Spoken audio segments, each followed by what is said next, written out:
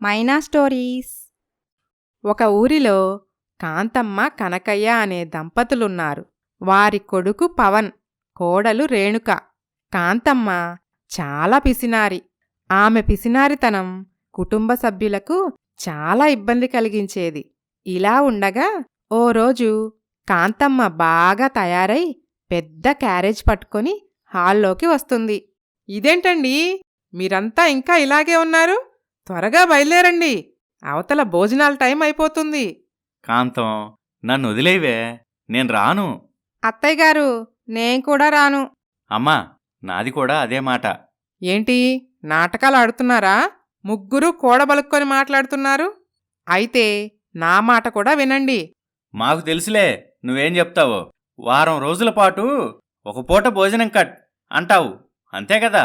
వారం కాదు, మీ ముగ్గురికి నెల రోజులు 3 పూటలా భోజనం కట్. అదేంటే, 3 పూట్ల తినపోతే చచ్చిపోతామే. అందుకే ఒట్టి గంజే మీ మొహాన్ పోస్తాను. వద్దులేవే, నువ్వు ఆవేశపడి అలాంటి నిర్ణయాలేం తీసుకోవద్దు. నువ్వు చెప్పినట్టే చేస్తాం. అవునత్తయ్యగారు, మేం కూడా మీ మాటే వింటాం, మీతో పాటు వస్తాం. అవునమ్మా, పద వెళ్దాం. అలా రండి దారికి. ఏమే, మనం వెళ్ళేది పిలవని పేరంటానికి. క్యారేజీలు కూడా తీసుకుని వెళ్తే ఏం బావుంటుందే? అవునత్తయ్యగారు, నలుగురిలో పరువు పోతుంది. అవునమ్మా, మేం చెప్పేది కాస్త విను. చూడండి, మీరెంత చెప్పినా ఏం చెప్పినా నేను వినను. ఆస్తి ముఖ్యమా పరువు ముఖ్యమా అంటే ఆస్తే ముఖ్యమంటాను.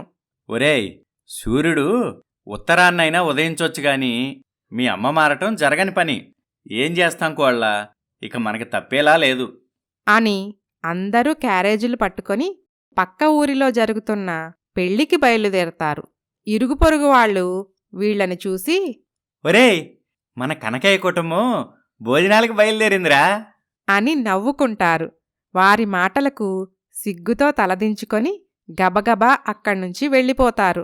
అలా చాలా దూరం నడుస్తారు. అమ్మో అత్తయ్యా, నడిచి నడిచి కాళ్ళు తీపులు పుడుతున్నాయి. ఇక నా వల్ల కాదు, నేను నడవలేనత్తయ్యా అని కూలబడుతుంది రేణుక. అవునమ్మా, కనీసం ఆటోకైనా వెళ్దామే, నడవలేక చస్తున్నాం. ఏంటి, ఆటోనా? మీకసలు డబ్బంటే లెక్క లేకుండా పోయింది. ఈ కొద్ది దూరానికి ఆటో ఎందుకు? ఒరేయ్, నీ పెళ్ళాన్ని నువ్వెత్తుకో. ఏంటి, దాన్ని ఎత్తుకోవాలా? నా వల్ల కాదు. నేనే నడవలేక కాళ్ళు ఏడుస్తున్నా. కొద్ది దూరమే అని చెప్పి ఇప్పటికే 4 కిలోమీటర్లు నడిపించావు. ఇక నా వల్ల కూడా కాదు. అవసరమైతే ఆ గంజేదో తాగి పస్తులైనా ఉంటాను. నన్ను వదిలేవే, నీకు దండం పెడతాను. సరే సరే, మీ ఏడుపు మొహాలు ఆపండి. అలాగే ఏ ఆటోనో బస్సో ఎక్కుదాం అని అందరూ రోడ్డు పక్కన కూలబడతారు. కాంతమ్మ మనస్సులో, ఇప్పుడేం చెయ్యాలి? ఛార్జీల ఖర్చు లేకుండా ఇక్కడ్నుండి వెళ్లటం ఎలాగబ్బా అని తీవ్రంగా ఆలోచించి ఒక ఉపాయం వేస్తుంది. ఒరే పవన్, మీ నాన్నకి గుండె నొప్పి వచ్చిందని చెప్పి అంబులెన్స్కి ఫోన్ చేయిరా. ఏంటే, నాకు గుండె నొప్పి రావటం ఏంటే? దుక్కలా బానే ఉన్నా కదా. మీకు సమాధానం కావాలా లేక నడవకుండా వెళ్లటం కావాలా? నడవకుండా వెళ్లటమే కావాలి. అయితే నోరు మూసుకొని నేను చెప్పినట్టు చెయ్యండి. అంబులెన్స్ రాగానే గుండె నొప్పి వచ్చినట్టు నటించండి. అమ్మా, అది తప్పే, అలా చెయ్యకూడదు. మరేం పర్వాలేదు, డబ్బులు ఊరికే వస్తాయా ఏంటి? గవర్నమెంట్ మన కోసం పెట్టిన ఈ ఫ్రీ సర్వీస్ వాడుకోకపోతే ఎలా అని అంబులెన్స్కి ఫోన్ చేసి అందులో పెళ్లి మండపానికి చేరుకుంటారు. అక్కడున్న ఓ పెళ్లి పెద్ద, ఇదేంటి, శుభమా అని పెళ్లి జరుగుతుంటే ఇలా అంబులెన్స్లో వచ్చారేంటి? ఇదిగో ఏమండి, ఏమనుకోపోతే ఒక్క మాట. ఏంటండి? ఎవరి తాలూకండి మీరు? ఇలా అంబులెన్స్లో వచ్చారేంటి? మేము ఇది పెళ్ళికొడుకిల్లా పెళ్ళికూతురిల్లా? పెళ్ళికొడుకిల్లే. అవునా? అయితే మేము పెళ్లి కూతురు తాలూకాలేండి. కొంచెం వెరైటీగా ఉంటుందని ఇలా అంబులెన్స్లో వచ్చాం. ఇదేం వెరైటీ, ఏదో తేడాగా ఉందే. ఏంటండి ఏదో అంటున్నారు? ఏమీ లేదండి, మీరు లోపలికెళ్ళండి. ఇంకా బొమ్మల్లా ఇక్కడే నిలబడి చూస్తున్నారేంటి? పదండి పదండి అని లోపలికి నడుస్తుంది కాంతమ్మ. అత్తయ్యగారు, మనం పెళ్లికూతురు తాలూకా అని చెప్పారు. మరి అమ్మాయి తాలూకా వాళ్ళొస్తే దొరికిపోతామేమో కదా. దొరికిపోతే పురోహితుడి తాలూకాని ఏదో ఒకటి చెప్పొచ్చులే గాని ముందు భోజనాలెక్కడ పెడుతున్నారో ఏంటో కనుక్కోవాలి అని అటుగా వెళ్తున్న ఓ వ్యక్తితో, ఇదిగో బాబూ, భోజనాలెక్కడ పెడుతున్నారు? అదిగో ఆ చెట్టు దగ్గర అక్కడ పెడుతున్నారండి. పదండి పదండి, త్వరగా నడవండి అనుకుంటూ వెళ్తూ ఉంటారు. రేణుక కోపంగా భర్తతో, మిమ్మల్ని చేసుకునే బదులు ఓ దొంగను పెళ్లి చేసుకున్నా బావుండేది. దొంగతనాలు చేసుకుంటూ హాయిగా దర్జాగా బ్రతికేదాన్ని. నా కర్మ కొద్దీ మీ ఇంట్లో వచ్చి పడ్డాను. సరేలేవే, దాని గురించి తర్వాత మాట్లాడుకుందాం. అమ్మ కోప్పడుతుంది. పద పద అని భోజనాల దగ్గరికి వెళ్తారు. అబ్బో, ఎన్ని వెరైటీలో! ఈ క్యారేజీలు సరిపోవేమోనే. ఇంకో 2 క్యారేజీలు తెచ్చినా బావుండేది. తెస్తావు తెస్తావు. నీ పిసినారితనంతో చస్తున్నాం. ఎవరైనా పట్టుకుంటే పరువు పోతుంది. ముందు వచ్చిన పని చూడు అని నలుగురూ పెళ్లి భోజనం చేసి క్యారేజీల నిండుగా పెట్టుకొని ఇంటికి తిరిగి వస్తారు. అమ్మాయి రేణుకా, ఆ క్యారేజీలు చక్కగా ఫ్రిజ్లో సర్దిపెట్టు. ఇక వారం రోజులు మనకు తిండి ఖర్చు లేదు అనుకుంటూ లోపలికి వెళ్ళిపోతుంది కాంతమ్మ. ఏంటిది మావయ్య గారు, అత్తయ్య గారి పిసినారితనం వల్ల బోలెడాస్తుండి కూడా తినటానికి దిక్కులేని వాళ్ళలా బ్రతకాల్సొస్తుంది. అసలు అత్తయ్య గారు మొదట్నుంచి ఇలాగే ఉండేవారా? లేదమ్మా కోడలా, మధ్యలోనే ఇలా మారిపోయింది. కారణం ఏంటి మామయ్య? మీ అత్తయ్యకి ఒకప్పుడు దేవుడి భక్తి ఎక్కువ. గుళ్ళు గోపురాలు బాబాలంటూ తిరుగుతుండేది. ఓసారి మీ అత్తయ్య పక్కింటి మంగమ్మతో కలిసి ఓ బాబా దగ్గరికి వెళ్ళింది. వాడొక దొంగ బాబా. డబ్బుల కోసం వాడు మీ అత్తయ్యకి ఏం చెప్పాడంటే, ఏం చెప్పాడు మామయ్య? అలా పైకి చూడమ్మా, ఫ్లాష్ బ్యాక్ కనిపిస్తుంది. నమస్కారం స్వామీ. దీర్ఘాయుష్మాన్ భవ. స్వామీ, ఈరోజు మా భవిష్యత్తు గురించి చెప్తానన్నారు కదా. తప్పకుండా తల్లి. మీ ఇద్దరి జాతకాలు చూశాను. అస్సలు బాలేదు. ధనలక్ష్మి చాలా ప్రమాదంలో ఉంది. మీరు జాగ్రత్త పడకపోతే అడుక్కు తినే పరిస్థితి వస్తుంది. స్వామీ, అలా అనకండి స్వామీ. మీ భక్తులను కరుణించండి, మమ్మల్ని కాపాడండి. మాకా పరిస్థితి రాకుండా చూడండి స్వామీ. తప్పకుండా తల్లి. ఈ ప్రమాదం నుంచి బయటపడాలంటే ఒకే ఒక మార్గం ఉంది. ఏంటి స్వామీ అది? ఆ ధనలక్ష్మి యంత్రం మీ ఇంట్లో పెట్టుకుంటే ఇల్లు వదిలి ఎక్కడికి పోదు. అవునా స్వామీ? అది ఎక్కడ దొరుకుతుంది? దానికోసం మీరు శ్రమపడాల్సిన అవసరం లేదు తల్లి. నా దగ్గర ఉన్నాయి. కాకపోతే కొంచెం ఖర్చుతో కూడుకున్నవి. రేపు పౌర్ణమి, మంచి రోజు. ధనం చెల్లించి ఈ యంత్రాలు తీసుకుని వెళ్ళి మీ ఇంట్లో బీరువాలో పెట్టుకోండి. అలాగే స్వామీ. ఇంకో విషయం బాగా గుర్తుంచుకోండి.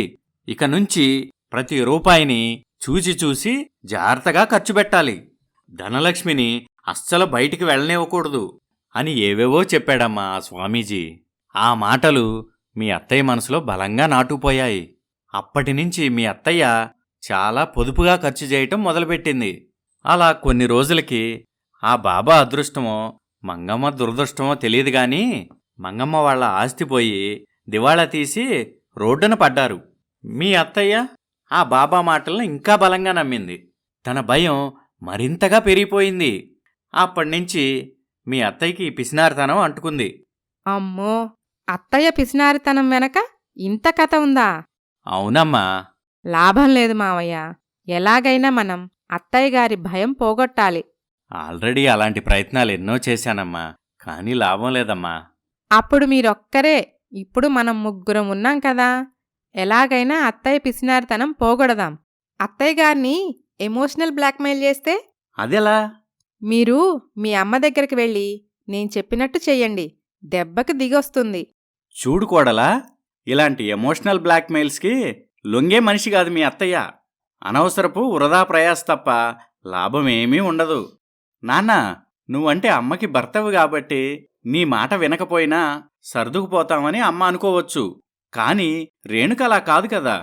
సరేరా, మీ ఇష్టం. స్వీయ అనుభవానికి మించింది మరొకటి లేదు కదా. ప్రయత్నించు చూడండి. అలాగే నాన్నా అని పవన్ తల్లి దగ్గరికి వెళ్తాడు.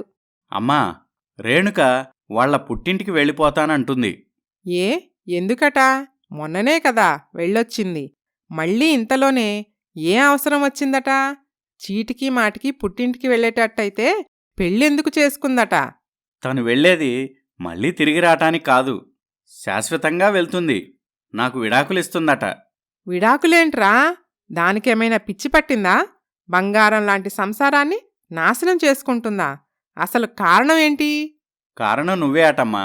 నేనా? నేనేం చేశాన్రా? నువ్వంటే అర్థం నీ పిసినారితనమని. అదంతా మీ మంచికే కదరా అని అనుకుంటూ ఉండగా రేణుక, కనకయ్య చాటుగా ఉండి చూస్తూ ఉంటారు.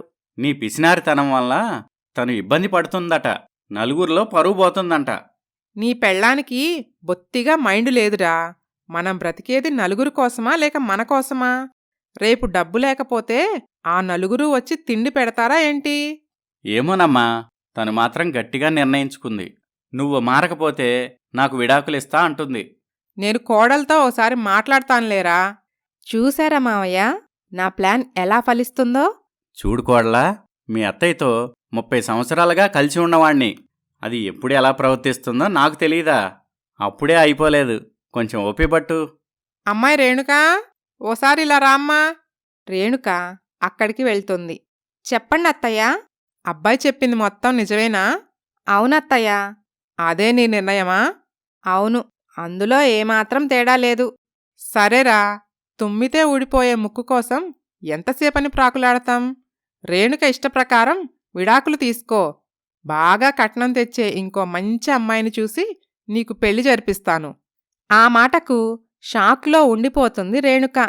అంటే విడాకులైనా ఇప్పిస్తానంటావు, కానీ నీ పిసినారితనాన్ని మార్చుకోనంటావు. అవునరా, త్వరగా ఆలోచించుకొని దాన్ని ఏదో ఒక నిర్ణయం తీసుకోమని చెప్పు అని అక్కడ్నుండి వెళ్ళిపోతుంది కాంతమ్మ. కనకయ్య అక్కడికి వస్తాడు. నేను ముందే చెప్పానా కోడలా? వినిపించుకున్నావా? ఓ తెగ గింజుకున్నావు. అయినా ఇదేంటి మావయ్య, అత్తయ్య ఇలా బాంబు పేల్చింది? చూడు రేణుక, మనం అన్ని ప్రయత్నాలు మానుకొని అమ్మదారిలో నడవటమే బెటర్. ఓడిపోవటం ఈ రేణుక డిక్షనరీలోనే లేదు. నా దగ్గర ఇంకో ప్లాన్ ఉంది. కనకయ్య మనస్సులో కోడలికి ఇంకా బుద్ధొచ్చినట్లేదు అని అనుకుంటాడు. ఏంటి రేణుక ఆ ఉపాయం? ఏ స్వామీజీ అయితే అత్తగారు పిసినారుగా మారటానికి కారణమయ్యాడో అదే స్వామీజీ ద్వారా మళ్ళీ అత్తయ్యగారిని మార్చాలి. కోడలా, ఈ ఉపాయం ఏదో కొంచెం బావున్నట్టుందే. ఆ స్వామీజీ ఎక్కడుంటాడో నాకు తెలుసు. అయితే ఇంకా ఆలస్యం ఎందుకు నాన్నా? పదండి పోదాం అని ముగ్గురూ బయలుదేరి స్వామీజీ దగ్గరికి వెళ్తారు. కాని అక్కడ స్వామీజీ ఉండడు. అక్కడే ఉన్న ఓ వ్యక్తితో, బాబాయ్ గారు, ఇక్కడ ఒక స్వామీజీ ఉండాలి కదా, ఆయన ఏరి? వాడా? వాడో పెద్ద దొంగ బాబా. నిజం తెలిసి ఇక్కడ వాళ్ళు తన్ని తరిమేశారు. అవునా? అయ్యయ్యో, మనకున్న ఈ ఒక్క అవకాశం కూడా పోయిందే. విధి వక్రీకరించడం అంటే దీన్నే అంటారు. మీరలా డీలా పడిపోకండి. మీ ఇద్దరిలో ఎవరో ఒకరు ఆ స్వామీజీలాగా వేషం వేసుకుంటే సరిపోతుంది. మన ప్లాన్ ఈజీగా అమలు చేయొచ్చు. చూడమ్మా కోడలా, నా వల్ల కాదు, నన్ను వదిలేయ్. ఇలాంటి విషయాల్లో నన్ను మాత్రం ఇరికించొద్దు. సరేలే మావయ్య, ఆ వేషమేదో మీ అబ్బాయి వేస్తాళ్లే. అమ్మో, నా వల్ల కూడా కాదు. అమ్మ ఈజీగా నన్ను పట్టేస్తుంది. అవును కోడలా, నీకున్నన్ని తెలివితేటలు మాకెక్కడివి చెప్పు? ఇంత మంచి ప్లాన్ వేసిన నువ్వే ఆ వేషం కూడా వేసి మీ అత్తయ్యని ఒక దారికి తీసురా. సరే, ఏం చేస్తాను? నేనే ఓ మాతాజీ వేషం వేస్తాను. మీ ఇద్దరూ అత్తయ్యగారి పక్కనే ఉండి నేను చెప్పిన దానికి వంత పాడుతూ ఉండండి అలాగే రేణుక అని అనుకుంటారు. కాంతమ్మ హాల్లో కూర్చొని టీవీ చూస్తూ ఉంటుంది. టీవీలో ఈ విధంగా వస్తుంది. సిటీలో దొంగ బాబాలు ఎక్కువైపోయారు. అమాయక ప్రజల్ని నమ్మించి డబ్బు నగలు దోచుకొని వెళ్ళిపోతున్నారు. ఇప్పుడు వారి కన్ను పల్లెటూర్లపై పడింది. కాబట్టి పల్లెటూరు ప్రజలు చాలా అప్రమత్తంగా ఉండాలి. అప్పుడే బయట నుండి మాటలు వినిపిస్తాయి. మాతాజీ వేషంలో ఉన్న రేణుక, మాతా, బయటికి రా తల్లీ. కాంతమ్మ బయటికి వస్తుంది. ఆమెతో పాటు ఏమీ ఎరగనట్టు తండ్రి కొడుకులు కూడా బయటికి వస్తారు. ఈ అడుక్కునే వాళ్ళకి వేళాపాళా ఉండదు. పోపో, అవతలికి పో. మాతా, నువ్వు పొరపడుతున్నావు. నేను అడుక్కునేదాన్ని కాదు. హిమాలయాల్లో తపస్సు చేసి ఎన్నో మహిమలు సాధించిన మాతాజీని. నా మాటకు తిరుగులేదు. కాంతమ్మ మనస్సులో టీవీలో చెప్పిన దొంగ సన్యాసిని ఈమె అయ్యుంటుంది. అవునవును, ఈ మాతాజీ గురించి నేను కూడా విన్నాను. ఈమె చాలా మహిమగలది. అవును కాంతం, ఎవరిళ్లకే రాదంట. ఒకవేళ అలా వచ్చారంటే వాళ్ళెంతో అదృష్టవంతులట. చూడు తల్లి కాంతమ్మ. ఆ, నా పేరు మీకెలా తెలుసు మాతా? మేము త్రికాలగ్నులం. జరిగింది, జరుగుతున్నది, జరగబోయేది ఇట్టే పసిగట్టగలం. మీ అదృష్టం కొద్దీ మా మనసు ఈరోజు మీ ఇంటిపై పడింది. కాంతమ్మకి మళ్ళీ టీవీలో న్యూస్ గుర్తుకొస్తుంది. దొంగ బాబాలు, దొంగ మాతాజీలు వాళ్ళు దోచుకోబోయే ఇంటి గురించి ముందుగానే అన్ని విషయాలు తెలుసుకుంటారు.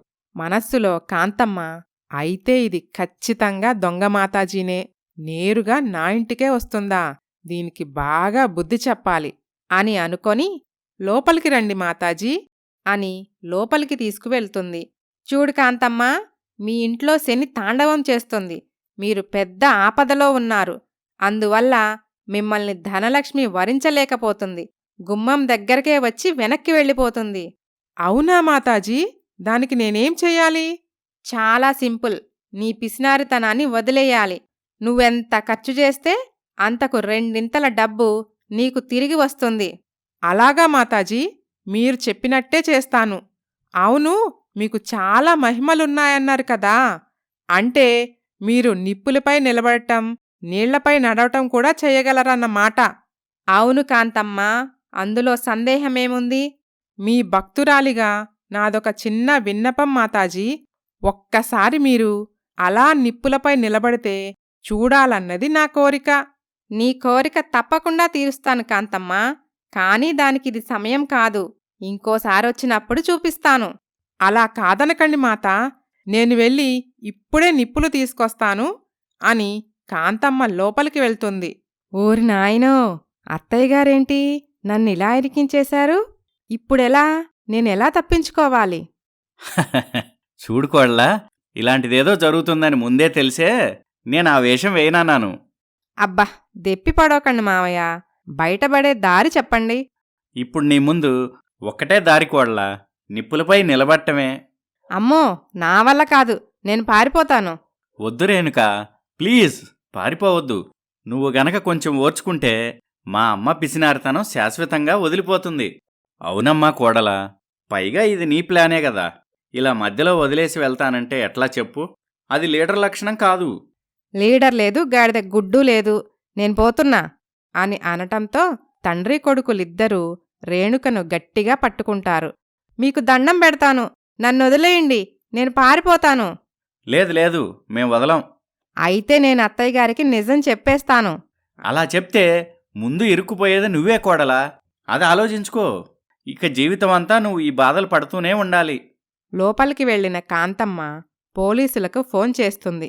హలో ఎస్ఐ గారు, మా ఇంటికి ఓ దొంగ మాతాజీ వచ్చింది. ఇప్పుడు మా ఇంట్లోనే ఉంది. త్వరగా వచ్చి దాన్ని పట్టుకోండి. అలాగా, మేం వచ్చే వరకు ఆమెను అక్కడే ఉంచండి. ఇప్పుడే బయలుదేరుతున్నాం. అలాగే ఎస్ఐ గారు అని కాంతమ్మ ఫోన్ పెట్టేసి ఓ ప్లేట్లో నిప్పులు తీసుకొచ్చి దొంగ మాతాజీ ముందు పెడుతుంది. రేణుక చేసేదేమీ లేక నిప్పులపై నిలబడి కేకలు పెడుతూ ఉంటుంది. ఇదేంటి మాతా, మీరు దైవాంశ సంభూతులు కదా, కాళ్ళు కాలిపోకూడదు కదా, మరెందుకలా అరుస్తున్నారు? నీకేం తెలీదు భక్తా, ఈరోజు అమావాస్య కదా, మా శక్తులు పనిచేయవులే. అలాగా మాతా? అవును కాంతమ్మ. సరే మాతా, నాది ఇంకొక్క కోరిక మిగిలింది. అమ్మో, మళ్ళీ ఇంకోటా? ఏంటది భక్తా? మీరు కళ్ళు మూసుకుంటే చెప్తాను. రేణుక కళ్ళు మూసుకోగానే కాంతమ్మ పక్కనే ఉన్న రోకలితో రేణుకను చితకబాత్తుంది. దొంగ మాతాజీ వేషంలో ఉన్న రేణుక అమ్మో అయ్యో అంటూ ఇల్లంతా పరిగెడుతుంది. అమ్మా, ఆగమ్మా. మాతాజీని కొట్టడం తప్పు. మనకి పాపం తగులుతుంది. అవునే కాంతం, ఆమెకు కోపం వస్తే మనకి శాపం పెడుతుంది. దాని బొంద, అది నిజమైన మాతాజీ కాదు. పవన్ మనస్సులో కొంపదీసి అమ్మకి నిజం తెలిసిపోయిందా? ఈ వేషంలో ఉన్నది రేణుక అని పసిగట్టేసిందా అని అనుకుంటాడు. ఇది దొంగ మాతాజీ భక్తులను నమ్మించి వారికి మత్తుమందిచ్చి డబ్బు నగలు దోచుకుపోతుందట. ఇలాంటి సంఘటనలు చాలా జరిగాయట. ఇంతకుముందే టీవీలో చెప్పారు. అవునా కాంతం? అవునండి. ఇలాంటి వాళ్లని ఊరికే వదలకూడదు. గట్టిగా బుద్ధి చెప్పాలి. నువ్వు కొట్టిన దెబ్బలకి బుద్ధొచ్చే ఉంటుంది. మళ్ళీ ఇటువైపు రాదు. ఇక వదిలేయమ్మా. ఏంటి వదిలేది? కాసేపట్లో పోలీసులొస్తారు. వాళ్ళు వాళ్ళ పద్ధతిలో సరైన కోటింగ్ ఇస్తారు. రేణుక మనస్సులో, ఓ నాయనో, నా పరిస్థితి పెనంపై నుండి పొయ్యిలో పడ్డట్టయింది. ఇప్పుడు నన్ను కాపాడేదెవరు అని అనుకుంటూ ఉంటుంది. పోలీసులొచ్చి దొంగ మాతాజీని పట్టుకొని పోలీస్ స్టేషన్కి తీసుకుని వెళ్తారు. ఆ వెనకాలే కనకయ్య, పవన్ కూడా వెళ్తారు. ఎస్ఐ గారు, ఈ మాతాజీని చూస్తుంటే చాలా మంచిదిలాగుంది. పాపం పొట్టకూటి కోసం దొంగవేషం కట్టుంటుంది. వదిలేయండి సార్. అవును సార్, ఏదో 4 మాయమాటలు చెప్పి భక్తులిచ్చే పావలా బేడాకి ఆశపడేదే గాని దోచుకునేది కాదనిపిస్తుంది. చూడండి, మీకేం తెలీదు. మీరిలా ఉండండి. దొంగలంతా ఇలాగే అమాయకంగా కనిపిస్తారు, కానీ చేసేవి మాత్రం క్రిమినల్ పనులు. ఇలాంటి దొంగ బాబాల వల్లనే నా సంసారం కూడా నాశనమైపోయింది. నా భార్య నన్ను వదిలేసి వెళ్ళిపోయింది. అదేంటి సార్, అలా ఎలా జరిగింది? ఇలాగే ఓ దొంగ బాబా మా ఇంటికి వెళ్ళి మాయమాటలు చెప్పి మా ఆవిడ నగలు కొట్టేశాడు. అప్పటినుంచి మా ఆవిడ ఒకటే పోరు. ఒక ఎస్ఐ అయ్యుండి ఆ దొంగ బాబాను పట్టుకొని 4 తన్ని తన నగలు తనకు తెచ్చిస్తే గాని కాపురానికి రానని నా భార్య అలిగి పుట్టింటికి వెళ్ళిపోయింది. అప్పటినుంచి వాడిపై పగతో నిద్రాహారాలు మానేసి వాడి కోసం వెతుకుతున్నాను. మరి వాడు దొరికాడా ఎస్ఐ గారు? ఇంకా లేదు. త్వరలోనే వాణ్ణి పట్టుకొని తీరతాను. వాడి తాట తీసైనా, వాడికి 3rd డిగ్రీ ఇచ్చైనా సరే నా భార్య నగలు రాబడతా. అందుకే ఈ దొంగ బాబాలన్నా దొంగ స్వాములన్నా నాకసలు గిట్టదు. ఈమెకి తప్పకుండా పెద్ద శిక్ష పడేలా చేస్తాను. రేణుక మనస్సులో, ఓరి దేవుడో, ఈ ఎస్ఐ పగ నా చావుకొచ్చేలా ఉంది అని అనుకుంటుంది. ఎస్ఐ గారు, మీరు ఆవేశపడకండి. ఏమనుకోనంటే మీకు నిజం చెప్తాను. ఏంటది? సార్, ఈమె దొంగ మాతాజీ కాదు. ఆ వేషంలో ఉన్నది మా కోడలు రేణుక. వాట్? అవును సార్, మా అమ్మ పిసినారితనం పోగొట్టడానికి ఇలా ముగ్గురం కలిసి నాటకం ఆడాల్సి వచ్చింది అని జరిగిందంతా వివరించి చెప్పటంతో ఎస్ఐ రేణుకను వదిలేస్తాడు. రేణుక తన వేషం మార్చుకుంటుంది. ముగ్గురూ కలిసి ఇంటికి బయలుదేరతారు. రేణుక కాళ్ళు కాలిపోవటంతో అమ్మో అయ్యో అని నడవలేక నడుస్తూ ఉంటుంది. మావయ్య గారు, ఎప్పుడైనా అత్తయ్యగారి చేతిలో తన్నులు తిన్నారా? లేదమ్మా కోడలా, ఆ భగవంతుడి దయ వల్ల ఇప్పటివరకు ఆ పరిస్థితి రాలేదు. అదృష్టవంతులు మీరు, తప్పించుకున్నారు. మీకు పడాల్సిన కోటింగ్ నాకు పడింది. అత్తయ్య నా ఎముకల్లో సున్నం లేకుండా కుళ్ళబొడి చేసింది.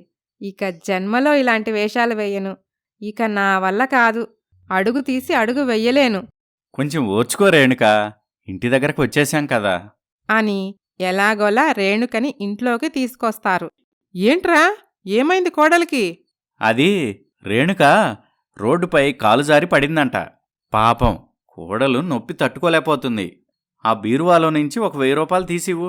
వెళ్ళి డాక్టర్ని తీసుకొస్తాను. కింద పడినప్పుడు కాళ్ళు బెనికుంటుంది. ఈ మాత్రం దానికి డాక్టర్ మందులు ఎందుకు? ఆముదం పెట్టి మర్దన చేస్తే దెబ్బకి నొప్పి గిప్పి 2 రోజుల్లో ఎగిరిపోతుంది. అమ్మా, తన కాలు బెనకలేదు. కింద పడ్డప్పుడు రోడ్డు పక్కన ఎవడో నిప్పులు పోస్తే దానిమీద పడిందంట. అరికాళ్ళు కాలిపోయాయి. నువ్వు డబ్బులిస్తే వెళ్ళి ఆయింట్మెంట్ తీసుకొస్తా. ఒరేయ్, నోరు తెరిస్తే మీకు డబ్బు గోలేనా? సందు దొరికితే చాలు డబ్బులు డబ్బులు డబ్బులు. డబ్బు ఎలా ఖర్చు పెట్టాలా అని చూస్తుంటారు. చల్లటి వెన్నపూస తెచ్చి రాస్తే సరిపోతుంది. నేనెళ్ళి తీసుకొస్తానుండు అని లోపలికి వెళ్తుంది కాంతమ్మ. కోడలా, ఇక ఈ జన్మకి మనం ఇలా సర్దుకుపోయి బతకటమే. అనవసరంగా మీ అత్తను మార్చాలనుకొని పోయి గోతిలో పడుతున్నాం. అలా అనకండి మావయ్య. ఎలాగూ ఇన్ని తన్నులు తిన్నాను. ఇక ఇప్పుడు వదులుతానా? చివరిగా ఇంకొక్క ప్రయత్నం చేద్దాం. ఈ దెబ్బతో అత్తయ్యగారో నేనో తేల్చుకుంటాను. ఏంటి రేణుక ఇది? ఒకవేళ ఓడిపోతే ఏం చేస్తావు? మీ నోటి నుండి ఒక్క మంచి మాట రాదా? అసలు మీ ఇద్దరి సపోర్ట్ నాకు సరిగ్గా లేకనే పరిస్థితి ఇలా ఏడ్చింది. కోడలా, ఈ జన్మలో మీ అత్తయ్య మారేలా కనపట్టలేదు. మనం ఇలా సర్దుకుపోయి బ్రతకటమే. లేదు మావయ్య, అత్తయ్య పిసినారితనం భరించటం నా వల్ల కాదు. ఎలాగైనా అత్తయ్యను మార్చాలి. రేణుక, అది వృధా ప్రయాస. నీ వల్ల కాదు. అమ్మ మారదు. అసలు మీ నోట్లో నుండి ఒక్క మంచి మాట కూడా రాదా? మీ ఇద్దరి సపోర్ట్ సరిగ్గా లేకనే పరిస్థితి ఇలా ఏడ్చింది. సరే కోడలా, కోప్పడకు. ఈసారి నువ్వు ఎలా చెప్తే అలా చేస్తాం. నీకు ఫుల్ సపోర్ట్ ఇచ్చేస్తాం. అవును రేణుకా, నెక్స్ట్ ప్లాన్ ఏంటో చెప్పు. అని అనుకుంటూ ఉండగా రేణుక ఫోన్ రింగ్ అవుతుంది. హలో అమ్మా. హలో రేణు, ఎలాగున్నావే? అసలు ఫోనే చేయటం లేదు. నేను బాగానే ఉన్నానమ్మా. నువ్వు నాన్న ఎలా ఉన్నారు? మేం బాగానే ఉన్నాం తల్లి. నిన్ను చూసి ఎన్ని రోజులవుతుందో. పండగొస్తుంది కదా అని పిండి వంటలు మొదలుపెట్టాం. ఈ పండక్కి తప్పకుండా అల్లుడుగారు నువ్వు మనింటికి రండి తల్లి. అలాగేనమ్మా, తప్పకుండా వస్తాం. మీ అత్తయ్యగారిని మావయ్యగారిని అడిగానని చెప్పమ్మా. అలాగే, ఉంటానమ్మా అని ఫోన్ పెట్టేస్తుంది రేణుక. ఇంతలో కాంతమ్మ అక్కడికి వస్తుంది. ఏంటి కోడలా, ఎవరితో ఫోన్లో మాట్లాడుతున్నావు? అత్తయ్యా, మా అమ్మ ఫోన్ చేసింది. పండక్కి మమ్మల్ని ఇంటికి రమ్మంటుంది. అవునా? అలాగే వెళ్ళిరండి. ఏరా, నీకు కుదురుతుంది గదా? కుదురుతుందమ్మా. అత్తయ్యా, పండక్కి మనందరం కొత్త బట్టలు కొనుక్కుందాం. ఏంటి, కొత్త బట్టలా? ఇప్పుడెందుకమ్మా? అనవసరపు ఖర్చు. అది కాదత్తయ్యా, పండక్కి ఆఫర్స్ పెట్టారట. 30,000 రూపాయల చీర 3,000కే ఇస్తున్నారట. నిజమా? అవునత్తయ్యా, పక్కింటి పావని వెళ్ళొచ్చింది. మనం కూడా షాపింగ్కి వెళ్దామత్తయ్యా. ఆ ఆఫర్ రేపటితో ముగిస్తుందట. అయ్యో, నువ్వింత అమాయకురాలివేంటే? అదంతా బూటకం. ఇలాంటివి నేనెన్ని చూడలేదు. అసలు ఆ చీర ఖరీదు 300 అయ్యుంటుంది. దాన్ని అటు చేసి ఇటు చేసి ఆఫర్ అని చెప్పి 3,000కి అమ్ముతున్నారు. అలాంటివి అస్సలు కొనకూడదు. సరే అత్తయ్య, ఏదో ఒకటి చెప్తారు మీరు. అక్కడ కాకపోతే ఇంకో చోట. పండక్కి కొత్త బట్టలు కొనుక్కోకపోతే ఎలా చెప్పండి? అవునమ్మా, పండక్కి అత్తగారింటికి వెళ్తూ పాత బట్టలతో ఎలా వెళ్ళమంటావు? ఏంట్రా మీ గోల? బీరువా నిండా బట్టలున్నాయి, ఇంకా కొత్త బట్టలెందుకు? అది కాదే కాంతం, మనం కొనుక్కోపోయినా పర్లేదు. పాపం పిల్లలు సరదా పడుతుంటే కాదంటావేంటి? మీకేం తెలీదు, మీరూరుకోండి. డబ్బులు ఊరికే వస్తాయా ఏంటి? వీళ్ల పెళ్ళై సంవత్సరం కూడా కాలేదు. పెళ్ళికని కొన్న బట్టలన్నీ కొత్తగా అలాగే ఉన్నాయి. అవి వేసుకుని వెళ్తారులే. అమ్మా, అది కాదమ్మా. ఒరేయ్, నువ్వు నోరు మూసుకోరా. ఎవరెన్ని చెప్పినా పండక్కి కొత్త బట్టలు కొనే ప్రసక్తే లేదు అని అనుకుంటూ లోపలికి వెళ్ళిపోతుంది కాంతమ్మ. మొండిగటం, దీన్ని మార్చడం మన వల్ల కాని పని. అలా అనుకోకండి మావయ్య. అత్తయ్యగారి పిసినారితనం వల్ల మనం మాత్రమే ఇబ్బంది పడుతున్నాం. కాబట్టి ఆవిడ మన బాధని పట్టించుకోవటం లేదు. తన పిసినారితనం తనకు కూడా ఇబ్బందిగా మారితేగాని అత్తయ్య మారదు. అదెలా కోడలా? నువ్వన్నీ ఇలానే చెప్తావు రేణుకా. ఎన్ని ప్లాన్స్ వేసినా చెప్పుకోటానికి ఇప్పుడన్నీ బానే ఉంటాయి. ఆచరణలో వచ్చేసరికి అన్నీ అమ్మకు అనుకూలంగా మారిపోతున్నాయి. ఈసారి అలా ఎట్టి పరిస్థితుల్లోనూ జరగకుండా చూసుకుందాం. సరే అమ్మాయి, ఇప్పుడు మనం ఏం చేయాలి? మీకు హీరో వెంకటేష్ అబ్బాయి గారి సినిమా గుర్తుందా? గుర్తుంది. దానికి నీ ప్లాన్కి సంబంధమేంటి? అందులో హీరోయిన్ మీనా వాళ్ళ అత్తగారి నుండి తాళాల గుత్తి ఎలా లాక్కుంది? అచ్చం అలాంటి పథకమే వేసి మనం కూడా అత్తయ్య గారిని మార్చబోతున్నాం. జాగ్రత్త కోళ్ళా, నాకొక్కగానొక్క పెళ్ళాం. పిసినారిదైనా నన్ను బాగా చూసుకుంటుంది. మీరేం భయపడకండి మామయ్య, అత్తయ్య గారికి ఏమీ కాదులే అని అనుకొని ప్లాన్ రెడీ చేసుకుంటారు. ఓ రోజు ఉదయం కాంతమ్మ నిద్రలేచి తన గది నుండి వస్తూ ఉండగా కనకయ్య నేలపై నూనె పోస్తాడు. దానిపై కాలు వేసి జారుతుంది కాంతమ్మ. అమ్మో, చచ్చాన్రా దేవుడోయ్ అని కేకవేసి కింద పడుతుంది. అప్పుడు ఏమీ ఎరుగునట్టు కనకయ్య, పవన్, రేణుక పరిగెత్తుకుంటూ అక్కడికి వస్తారు. కాంతమ్మని పైకి లేపి మంచంపై పడుకోబెడతారు. అబ్బా, నొప్పి భరించలేకపోతున్నాను అని మూలుగుతూ ఉంటుంది కాంతమ్మ. ఏమండి, ఏంటండి ఇంకా అలాగే నిలబడి చూస్తున్నారు? అత్తయ్యగారు నొప్పి తట్టుకోలేకపోతున్నారు. త్వరగా వెళ్ళి డాక్టర్ని పిలుచుకురండి. వద్దురా, డాక్టర్ వద్దు, ఏమొద్దు. నాకేం కాలేదులే. 2 రోజులు విశ్రాంతి తీసుకుంటే అదే తగ్గిపోతుంది అని అంటుంది కాంతమ్మ. అలా వారం రోజులు గడుస్తాయి. అయినా కాంతమ్మ మంచంపై నుండి లేవలేకపోతుంది. ఆమె కాలు బాగా వాస్తుంది. ఇదిగో కాంతం, నీ పిసినారితనంతో ప్రాణం మీదకి తెచ్చుకోబాకు. నా మాట విను, డాక్టర్కి చూయించుకో. కాలి నొప్పి ఎంతకీ తగ్గకపోవటంతో తప్పక ఒప్పుకుంటుంది కాంతమ్మ. ముగ్గురూ కలిసి కాంతమ్మని హాస్పిటల్కి తీసుకొని వెళ్తారు. అక్కడ డాక్టర్ అన్ని పరీక్షలు చేయిస్తాడు. డాక్టర్ గారు, మా అత్తయ్య గారి పరిస్థితి ఏంటి? ఏమీ కాలేదమ్మా, ఆవిడ బానే ఉన్నారు. కాలు వాపు తగ్గటానికి మందులిస్తాను, అవి వాడితే సరిపోతుంది. 2 రోజుల్లో మీ అత్త లేచి కూర్చుంటుంది. డాక్టర్ గారు, మీరు నాకో సహాయం చేయాలి. మీరు నేను చెప్పినట్టు మా అత్తగారికి చెప్పాలి. అదేంటమ్మా, ఏం చెప్పాలి, ఎందుకు చెప్పాలి? పేషెంట్స్కి నిజాలు మాత్రమే చెప్పాలి. అదే మా వృత్తి ధర్మం. అది కాదు డాక్టర్ గారు అని రేణుక అందుకు కారణం వివరిస్తుంది. అది విని డాక్టర్ ఒప్పుకుంటాడు. కాంతమ్మతో, కాంతమ్మగారు, మీ పరిస్థితి ఏం బాలేదు. మీ కాలి ఎముక విరిగిపోయింది. దెబ్బ తగిలి ఎక్కువ రోజులు అవటంతో ఇన్ఫెక్షన్ అయింది. ఇప్పుడు కంపల్సరీ ఆపరేషన్ చేయాలి. చేసినా మునుపట్లాగా నడుస్తారో లేదో గ్యారంటీ చెప్పలేం. ఎనీవే, ఆపరేషన్కి సిద్ధం కండి అని చెప్పి డాక్టర్ వెళ్ళిపోతాడు. చూసావా కాంతం, నా మాట విన్నావా? 400తో పోయేదానికి 4 లక్షలు ఖర్చవుతుంది ఇప్పుడు. వెంటనే చూపించుకుంటే ఈ పరిస్థితి వచ్చేది కాదు కదా. కాంతమ్మ ఏడుస్తూ, ఇలా జరుగుతుందని నేను మాత్రం అనుకున్నానా ఏంటండి? అమ్మా, నీ పిసినారితనంతో నువ్వు కూడబెట్టిన డబ్బు మొత్తం అయిపోతుంది. మరోవైపు నీ కాలు సరిగ్గా రాదు. ఒరేయ్, పుండు మీద కారం చల్లినట్టు అందరూ అలా మాట్లాడతారేంట్రా? మీ మాటలతో మీరు నన్ను బతికుండగానే చంపేటట్టున్నారు. అమ్మ కోడలా, నాకు బుద్ధొచ్చింది. పిసినారితనం ఎంత ప్రమాదమో అర్థమైంది. ఎంత ఖర్చైనా పర్వాలేదు, నన్ను పెద్ద హాస్పిటల్కి తీసుకువెళ్ళి నా కాలు నయమయ్యేలా చెయ్యమ్మా, నీకు పుణ్యం ఉంటుంది. అత్తయ్య, ఇప్పుడు మేలుకొని ఏం లాభం? అంతా అయిపోయాక. నా తప్పు తెలుసుకున్నానమ్మా. ఈ ఒక్కసారికి ఏదో ఒకటి చేసి నన్ను కాపాడండి. చూడండి అత్తయ్య, పొదుపు చేయటం తప్పని మేం చెప్పటం లేదు. ఆ పొదుపును పిసినారితనంగా మార్చటం తప్పు. మన సంపాదన మనక్కూడా ఉపయోగపడనప్పుడు అది బూడిదలో పోసిన పన్నీరుతో సమానం. నా పిసినారితనంతో మిమ్మల్ని ఎంతో ఇబ్బంది పెట్టాను, బాధ పెట్టాను. నన్ను క్షమించండి. ఇక నుండి నా పోరు మీకుండదు. కృష్ణారామ అనుకుంటూ ఓ మూలన పడుంటాను. కాంతమ్మలో వచ్చిన ఈ మార్పుకి ముగ్గురూ సంతోషిస్తారు. కాంతమ్మకు నిజం చెప్పేస్తారు.